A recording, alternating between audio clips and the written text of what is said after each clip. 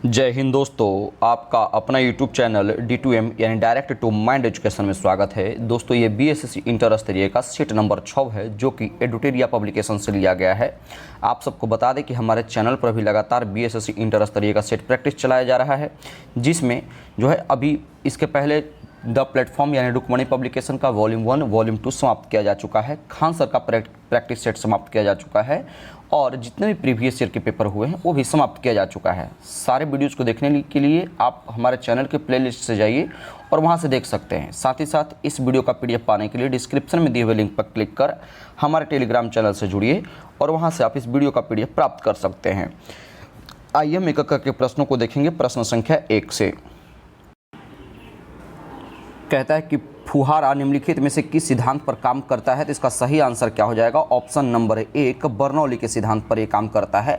बता दें कि बर्नौली के सिद्धांत के अनुसार यदि किसी बहते हुए तरल पदार्थों की गति में वृद्धि होती है तो साथ ही साथ उसके दाब में कमी आ जाती है। यही वजह है कि ये जो बर्नौली के सिद्धांत पर फुहारा काम करता है। तो सही आंसर क्या हो जाएगा, 1 नंबर। प्रश्न की डॉक्टरों के द्वारा आँख, कान, नाक एवं गले के निरीक्षण में किस दर्पण का प्रयोग किया जाता है, यानी आप साफ शब्द में कह लीजिए कि जो ENT के डॉक्टर हैं वो किस दर्पण का प्रयोग करते हैं। सही आंसर क्या हो जाएगा, ऑप्शन नंबर 3 अवतल दर्पण का प्रयोग करते हैं।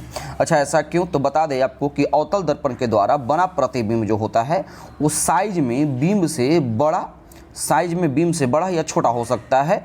प्रतिबिंब वास्तविक अथवा आभासी भी हो सकता है। यही वजह है कि डॉक्टर जो है आँख कान के जांच में यानी ENT वाले डॉक्टर अवतल दर्पण का प्रयोग करते हैं, यानी ऑप्शन नंबर 3 इसका सही आंसर हो जाएगा। प्रश्न है कि गुरुत्वाकर्षण के सार्वभौमिक नियमक का प्रतिपादन किसने किया था। सही आंसर हो जाएगा ऑप्शन नंबर 1 न्यूटन ने। इसके बारे में थोड़ा सा जान लीजिए क्या कहता है गुरुत्वाकर्षण का नियम। तो गुरुत्वाकर्षण के सार्वभौमिक नियम का प्रतिपादन किसने किया था, तो न्यूटन ने। इस नियम के अनुसार दो पिंड के बीच लगने वाले आकर्षण बल का परिणाम उन पिंडों के द्रव्यमान के गुणनफल के समानुपाती तथा उनके बीच के दूरी के जो है वर्ग के व्युत्क्रमानुपाती होता है। यानी कैपिटल G इक्वल्स टू आप फॉर्मूला लगा सकते हैं, यानी capital M1 into M2 by में R²। तो इसका सही आंसर क्या हो जाएगा, ऑप्शन नंबर 1। अगला प्रश्न है कि वर्षा के दौरान बारिश की बूंदें कैसे गिरती है। सही आंसर लगाएंगे ऑप्शन नंबर 4 एक समान त्वरण से। किससे, एक समान त्वरण से। बता दें कि वर्षा की बूंदों की गोल होने का विषय में भौतिक जो है विज्ञान का पृष्ठ तनाव का सिद्धांत काम करता है। यानी आप समझ लीजिए कि जो वर्षा की बूंदें होती हैं वो गोल क्यों होता है, गोलाकार क्यों होता है, तो पृष्ठ तनाव की वजह से। तो सही आंसर क्या हो जाएगा, ऑप्शन नंबर 4। अगला प्रश्न है कि वीडियो टेप रिकॉर्डर क्या है, वीडियो टेप रिकॉर्डर का आविष्कार किसने किया है। VVI क्वेश्चन है, नोट कर लीजिएगा। चूंकि प्रत्येक सेट में एक बुक का नाम और एक आविष्कारक का नाम है तो इस तरह का क्वेश्चन आपसे पूछ भी सकता है। तो सही आंसर क्या हो जाएगा, option number 2 video tape recorder का आविष्कार चार्ल्स गिन्सबर्ग ने किया था। किसने, चार्ल्स गिन्सबर्ग ने। इसके बारे में बता दें कि वीडियो टेप रिकॉर्डर को स्टोर करने के लिए इस्तेमाल किए जाने वाला चुंबकीय टेप है और आमतौर पर इसमें ध्वनि भी होती है। तो सही आंसर क्या हो जाएगा 2 नंबर। प्रश्न की एक्वारेजिया किसका मिश्रण होता है। ये पिछला सेट में भी आया था, इसलिए इसको VVI क्वेश्चन कर लीजिएगा और इससे संबंधित क्वेश्चन पूछता भी है। तो एक्वारेजिया जो है दोस्तों हाइड्रोक्लोरिक एसिड और अमोनिया का जो है नाइट्रिक एसिड का, हाइड्रोक्लोरिक एसिड और नाइट्रिक एसिड का मिश्रण है जो कि 1:3 के अनुपात में मिला हुआ होता है। किसमें, 1:3 के अनुपात में मिलता है, जिसे हम आपको अम्लराज, एक्वारेजिया या फिर नाइट्रो हाइड्रोक्लोरिक एसिड भी कहते हैं। ये क्या करता है कि ये गोल्ड और प्लेटिनम को गलाने में समर्थक होता है। तो इसका सही आंसर क्या हो जाएगा, ऑप्शन नंबर 2। अगला प्रश्न है कि प्रकाश के तरंगदैर्घ्य को मापने की इकाई क्या है।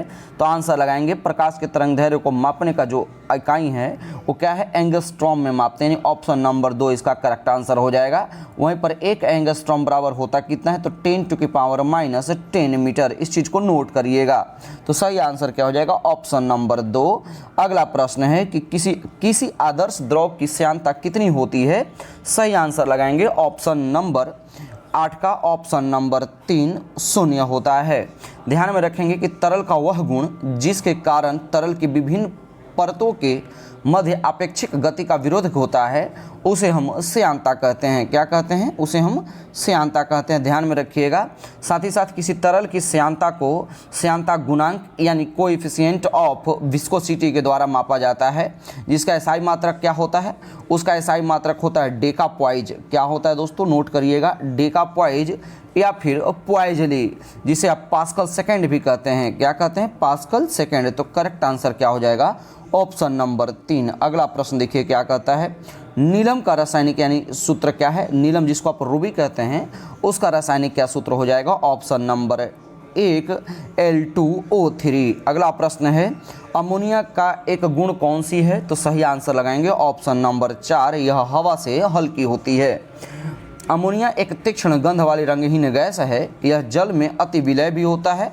यह हवा से हल्की होती है तथा इसकी वाष्प घनत्व की बात कर ले तो इसका वाष्प घनत्व होता है 8.5, ध्यान में, यानी 8.5। तो इसका करेक्ट आंसर क्या हो जाएगा? 4 नंबर। अगला प्रश्न देखिए क्या कहता है, क्वेश्चन नंबर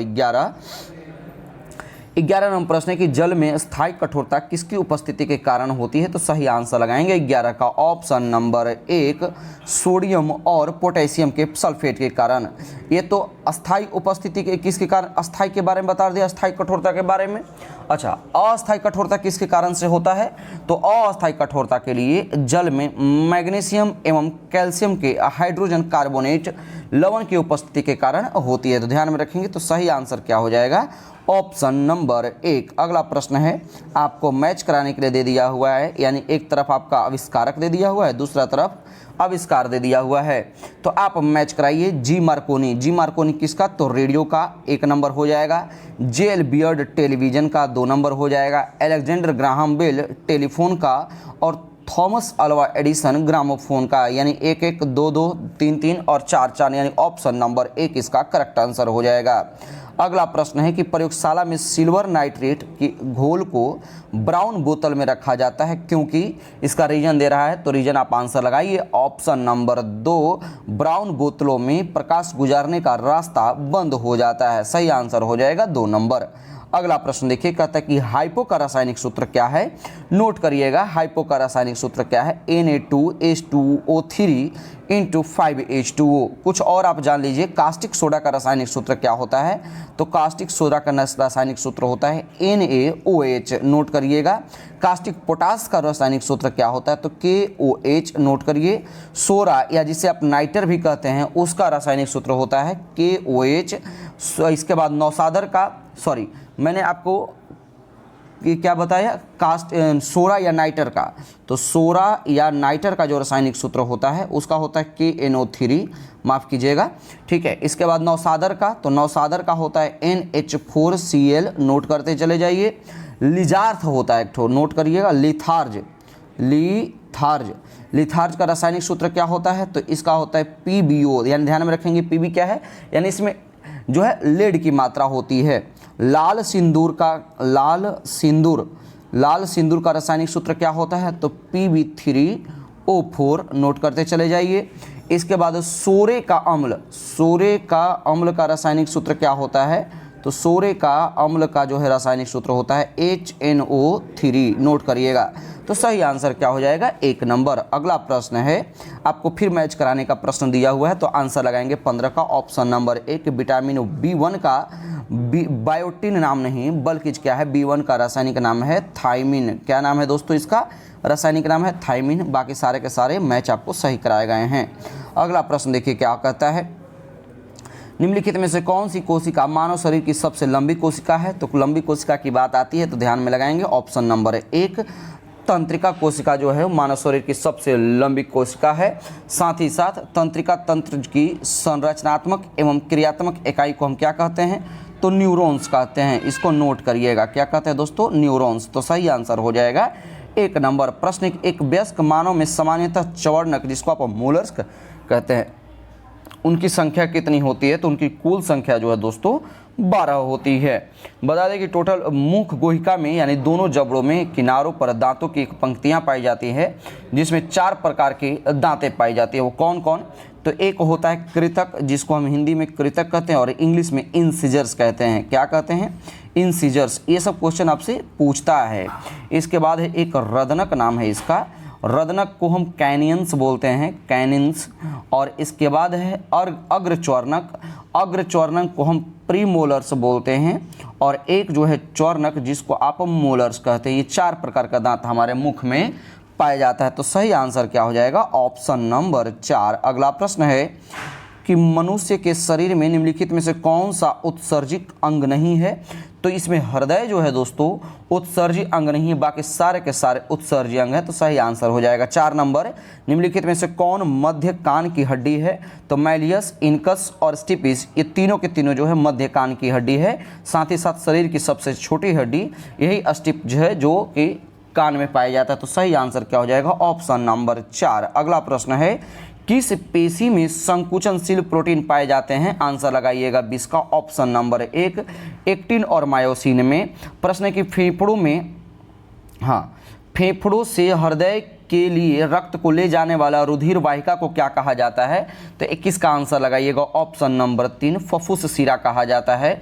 बता दें कि शरीर से हृदय की ओर रक्त ले जाने वाली रक्तवाहिनी को ही क्या कहते हैं? शिरा कहा जाता है।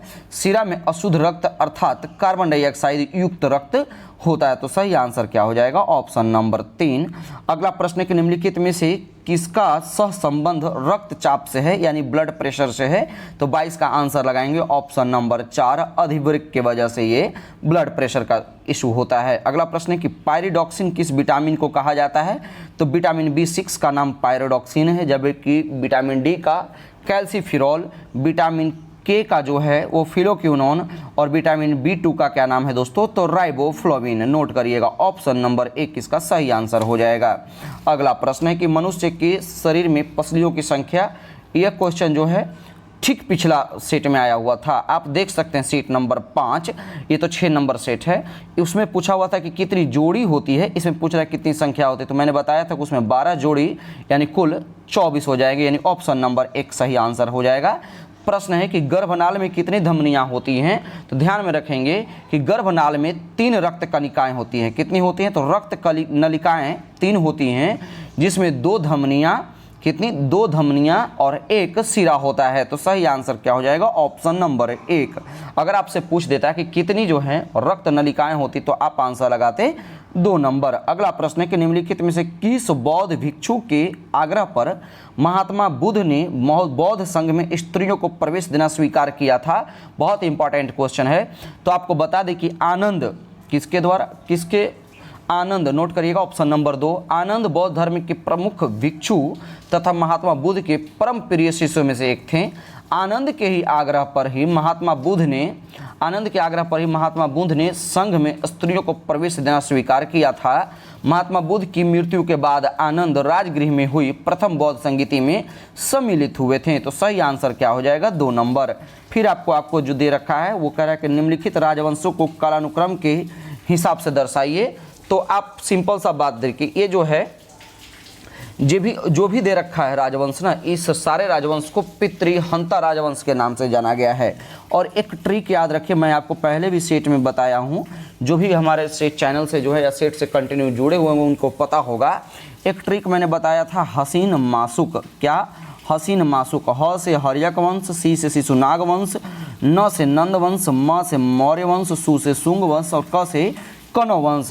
तो आप इस हिसाब से जोड़ लीजिए। सबसे पहले तो हर्यक वंश आ जाएगा, यानी 4 नंबर 1 नंबर पर होगा, यानी ऑप्शन नंबर 3 तो ऐसे ही निकल कर के आ जाएगा। इसके बाद हर्यक वंश के बाद क्या जाता है? शिशुनाग वंश, फिर जो है नंद वंश और इसके बाद मौर्य वंश, यानी ऑप्शन नंबर 3 इसका करेक्ट आंसर हो जाएगा। अगला प्रश्न आपको मैच कराने के लिए है, देख लीजिए।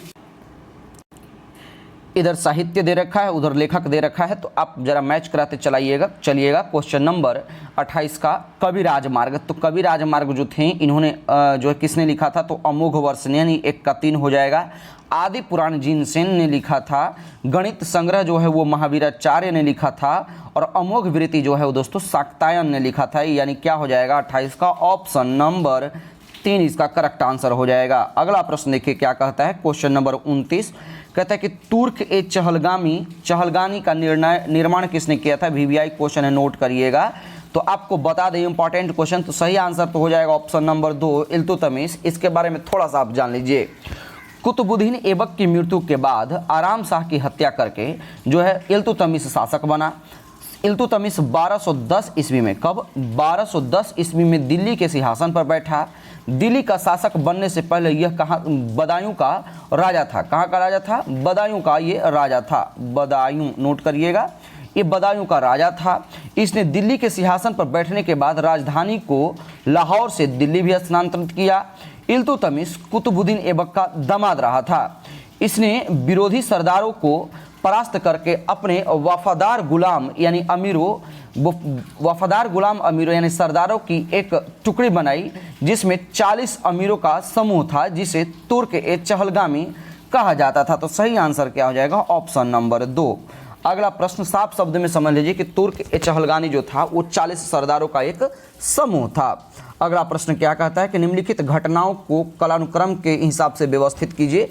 तो 30 का जो सही आंसर हो जाएगा ऑप्शन नंबर 1, पहले सी यानी रोमन कोलोसियस, फिर जो है भारत में गुप्त राजवंश का उदय, फिर पैगंबर मोहम्मद का जन्म, इसके बाद फिर पीटर महान यानी रूस का जो है वो जार बनाना। तो सही आंसर क्या हो जाएगा दोस्तों? Option number 1। अगला प्रश्न देखिए क्या कहता है, सूफी संतों के बारे में फिर आपको मैच कराने वाला क्वेश्चन आ गया, तो जरा मैच कराइएगा। यानी शेख निजामुद्दीन औलिया का संबंध किससे है?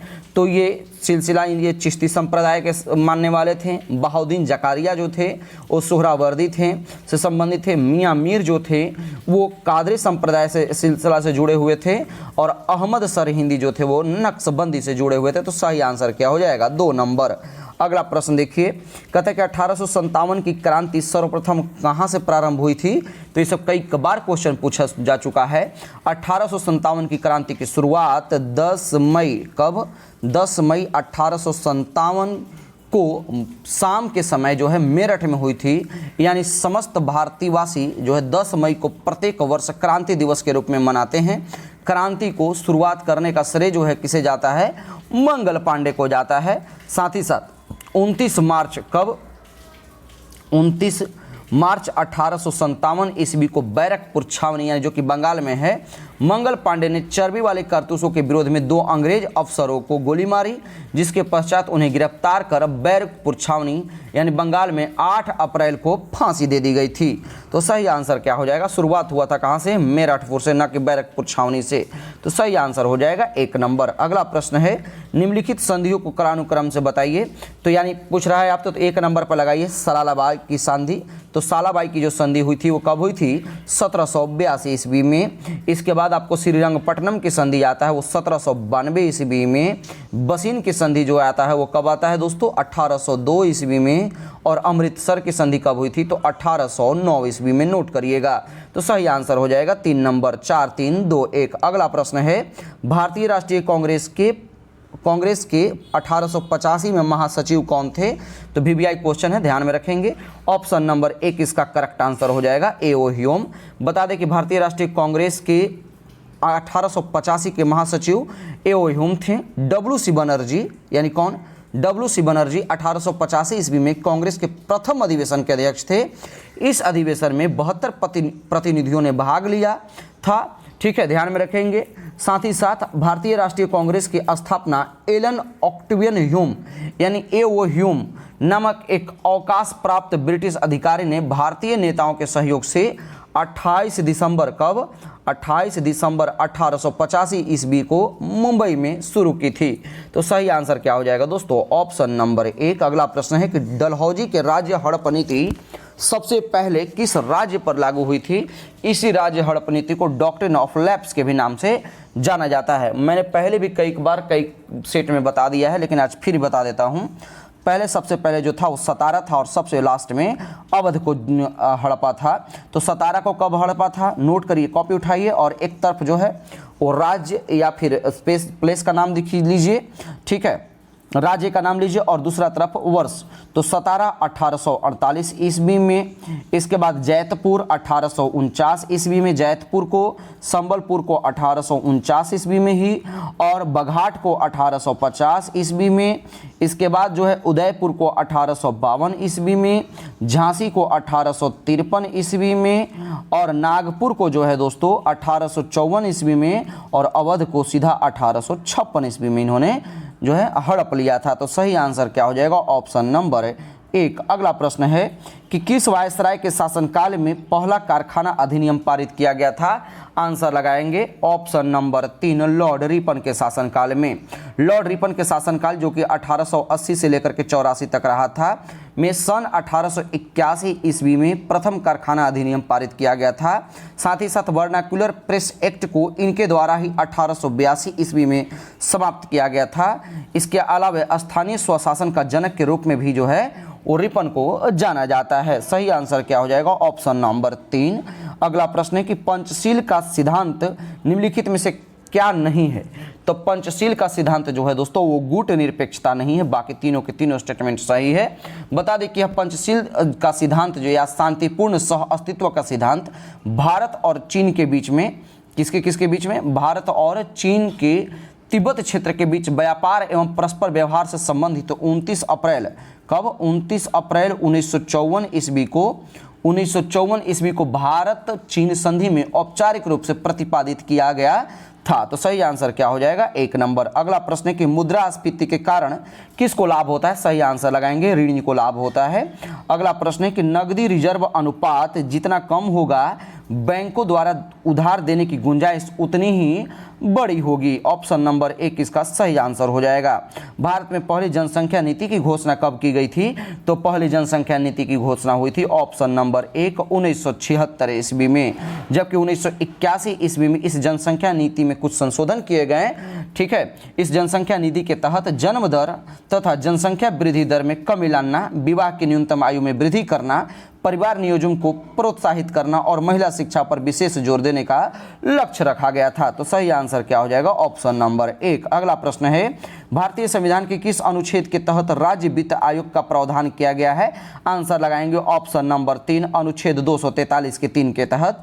अगला प्रश्न है कि भारतीय न्यायिक व्यवस्था में जब जनहित वाद यानी याचिका अर्थात PIL की शुरुआत हुई उस समय भारत का मुख्य न्यायाधीश कौन रहे थे?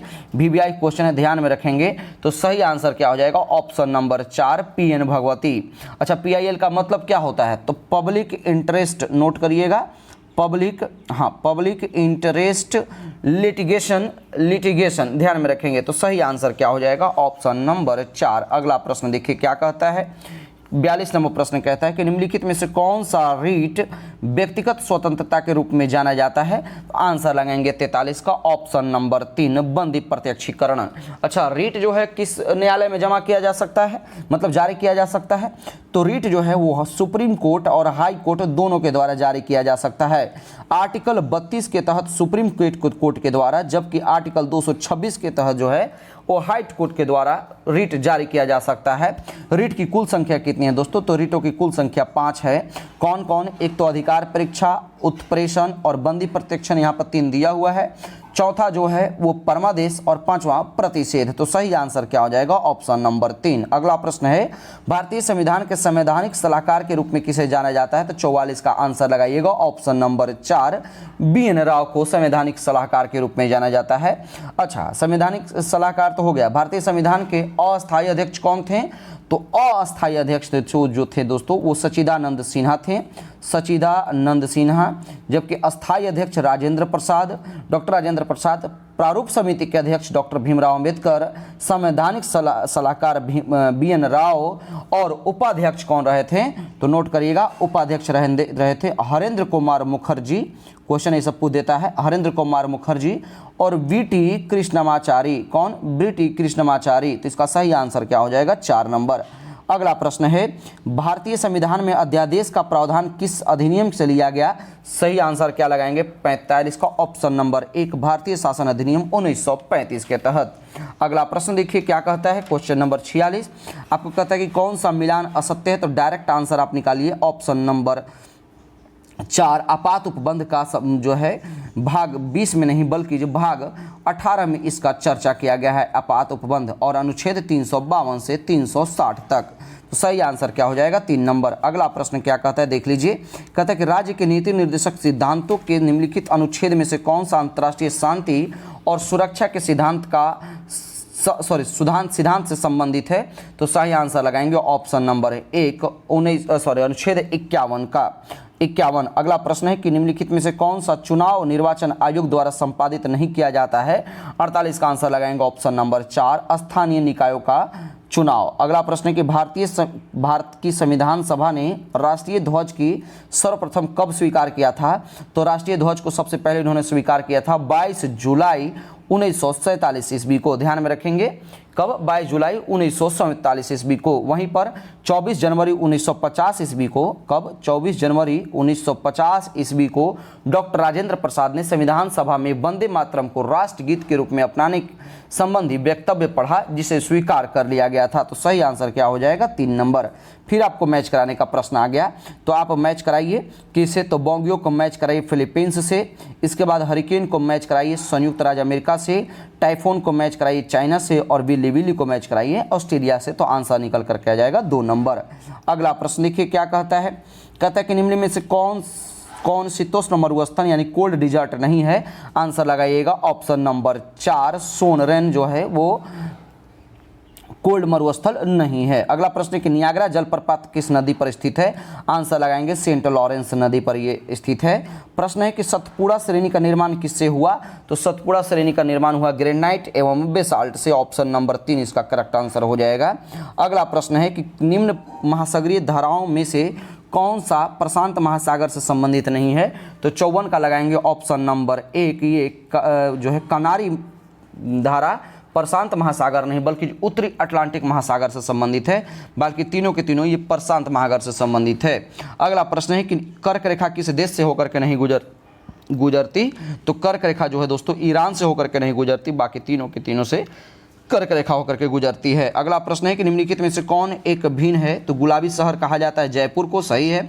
महलों का शहर बंबई नहीं बल्कि कलकत्ता को कहा जाता है, नोट करिए। सही आंसर हो जाएगा 2 नंबर, बाकी सही है। भारत के प्रथम मुख्य न्यायाधीश कौन थे। तो हीरालाल H.J. कानिया यानी हीरालाल H. कानिया यानी ऑप्शन नंबर 1 इसका करेक्ट आंसर हो जाएगा। ये प्रथम मुख्य न्यायाधीश रहे थे। अगला प्रश्न है क्वेश्चन नंबर 58, ग्रीन पीस क्या है। तो ग्रीन पीस का संबंध है ऑप्शन नंबर 3, पर्यावरण समर्थकों का एक अंतर्राष्ट्रीय संगठन। बता दें कि ग्रीन पीस पर्यावरण कार्यकर्ताओं का समूह है जिसकी स्थापना कब हुई थी। तो 1971 ईस्वी में। ध्यान में रखेंगे सही आंसर हो जाएगा 3 नंबर। अगला प्रश्न फिर आपको मैच कराने का आ जाएगा।